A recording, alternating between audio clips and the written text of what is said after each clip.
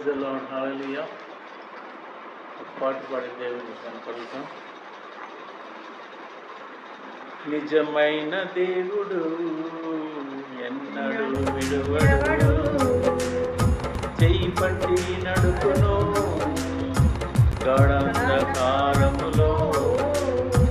నిజమైన దేవుడు ఎన్నడూ విడువడు. హల్లెలూయా హల్లెలూయా హల్లెలూయా హల్లెలూయా హల్లెలూయా హల్లెలూయా హల్లెలూయా హల్లెలూయా. సంతోషమైన దుఃఖమే అయినా, క్షేమమే అయినా, క్షామమే అయినా, మరువని దేవుడు బహు మంచి దేవుడు. మరువని దేవుడు బహు మంచి యేసయ్యా.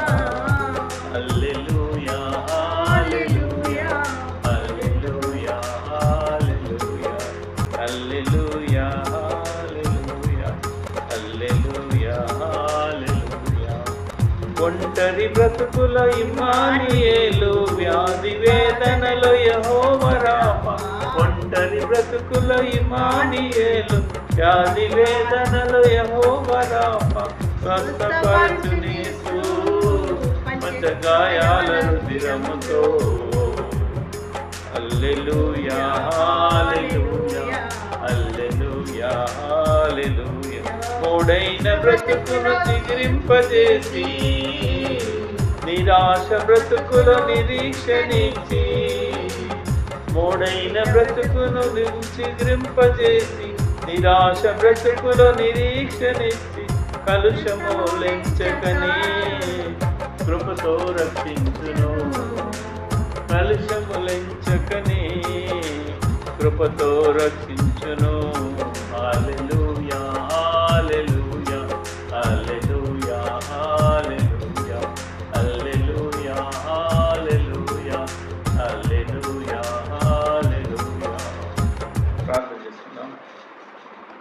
కృపా కనికరం వల్ల దేవా, దేశము పరిశుద్ధుడు పరిశుద్ధులని ఎరువుల శరపుల చేత పరిశుద్ధుల చేత కొనియాడబడుతున్నాం. ప్రియాపరులు తండ్రి, ఈ గొప్ప ఘనమైన నామమునకు స్తుతులు స్తోత్రములు వేలాది వందనాలు చెల్లిస్తున్నాం. పరిశుద్ధాత్మడ పరమ తండ్రి, జీవాధిపతి రక్షకుడ, ప్రాణక్రీడానికి వందనాలు స్తోత్రాలు చెల్లిస్తున్నాం. సాయంకాల సమయంలో తండ్రినైనా ఈ పునరుత్థాన దినమందున కృతజ్ఞత బలియాత్మను అందించే భాగ్యంగా ధన్యతను నాకు మాకు ప్రియ సంఘంగా మీరు దయచేసి విధానానికి వందనాలు చెల్లిస్తున్నాం. అన్ని విషయాల్లో ప్రభు మీరు మాకు తోడుగా ఉన్నంతవరకు పరిశీలన ముందు కొనసాగింపజేస్తూ పంపించిన ఆరోగ్యాలను బట్టి ప్రభు ప్రియ సంఘాన్ని కూడా ప్రియ ఆరోగ్యాలను ఆయుష్ను నుంచి తండ్రి నయాన్ని సన్నిధిలో ఆనందింపచేతుకు కృప చూపించమని ప్రార్థిస్తున్నాం. పరిశుద్ధాత్మడ పరమ తండ్రి, జీవాధిపతి రక్షకుడ, మీకు వందనాలు చెల్లిస్తున్నాం. మా ప్రియులందరినీ ప్రభు మీరు దీవించండి తండ్రి, కృప చూపించండి, క్షమించండి ప్రభావ తండ్రి. వారి బలహీనతల బలం నుంచి, ఆరోగ్యంలో ఆరోగ్యం నుంచి, అశాంతిలో శాంతినిచ్చి ప్రభావ కృప చూపించమని, దీవించమని, చిత్తం నెరవేర్చి సహాయం చేయండి. నజరేయుడు పరిశుద్ధులు మహోన్నతులు మహాగణుడు మంచి నివాసి అనే క్రీస్తునామం పేరిట ఈ ప్రార్థన సమర్పిస్తున్నాను తండ్రి. ఆమేన్ ఆమేన్.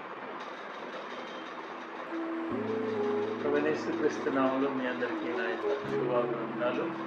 మనం ఇప్పుడు ఒక మంచి టాపిక్ మాట్లాడుకోబోతున్నాం, సహనము గురించి. సహనము అంటే నవేడేస్ సహనం చాలా తగ్గిపోతుంది. సహనము కోల్పోయి ఉంటున్నారు. సహనం అనేది తక్కువగా ఉంటుంది. సహనము మరి చూపించాలి. అనేక సమయాల్లో సహనము మనము కోల్పోతున్నాం. అలా ఉండకుండా మరి సహనంతో సహించినప్పుడు మనం గొప్ప కార్యాలను మనం చూడగలం. కొన్ని మాటలు మనం ధ్యానం చేసుకున్నాం. యెహోవా కొరకు నేను సహనంతో కనిపెట్టుకుంటున్నాను. కీర్తనల గ్రంథంలో దావీదు మహారాజు అంటున్నాడు, యెహోవా కొరకు సహనముతో కనిపెట్టుకుని ఉంటాను అంటాడు. సహనంతో కనిపెట్టాలి. ప్రార్థనలో సహనం ఉండాలి, మాటలో సహనము, పనిలో సహనము, ప్రతి విషయంలో సహనము చాలా ముఖ్యం. సహించిన వాడు ధన్యుడను. గర్వం గలవాన్ని నేను సహింపనని దేవుని యొక్క వాక్యం తెలియజేస్తుంది. గర్వం అనేది పనికిరాదు. 101వ కీర్తన 5వ వచనంలో నలిగిన హృదయంను ఎవడు సహింపగలడు? నలిగిన హృదయంను ఎవడు సహింపగలడు? సామెతల గ్రంథము 18:14 చూస్తున్నట్లయితే నరుని ఆత్మ వాని వ్యాధిలో నలిగిన హృదయంను ఎవడు సహింపగలడు? సహనము లేకుండా నా అంతరంగము మండుచున్నది అంటున్నాడు.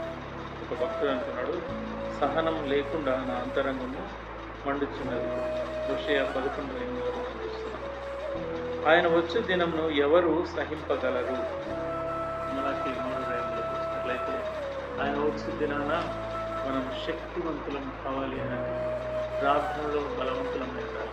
ప్రార్థనలో మరి ఎక్కువ సమయాన్ని దేవునికి ఇచ్చేవారంగా ఉండాలి. సహనం ఆయన వచ్చే దినంన మనం సహనంతో కనిపెట్టగలిగి ఉండాలి. ఆయన వచ్చే దినమును ఎవరు సహింపగలరు? ఆ భయంకరమైన దినాన్ని సహింపగలగాలి అంటే మనం శక్తిని పొందుకోవాలి. అంతము వరకు సహించిన వాడే రక్షింపబడాలి. సహనంలో అంతం వరకు ఉండాలి. మత్తయి సువార్త 10:22 అంతం వరకు చూడాలి. అంతం వరకు సహనం.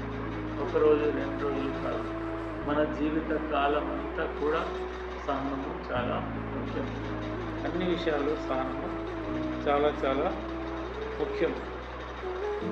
ప్రభువు మనల్ని 40 ఏళ్ళ మట్టుకు అరణ్యంలో మరి వారి పూర్వీకుల చేష్టను సహింపగలిగాడు. ప్రైజ్ ది లార్డ్, హల్లెలూయా. పరిశుద్ధాత్మ దేవుడు మనల్ని ఎంతగానో సహిస్తున్నాడు. సహనము సహించినంతగా బలము నీకుంటున్న నేర్చుకెళ్ళగలను మనం చూస్తున్నాం. శత్రువైన ఎడల నేను దాన్ని సహింపవచ్చును, గర్వించిన హృదయం గల వారిని నేను సహింపను.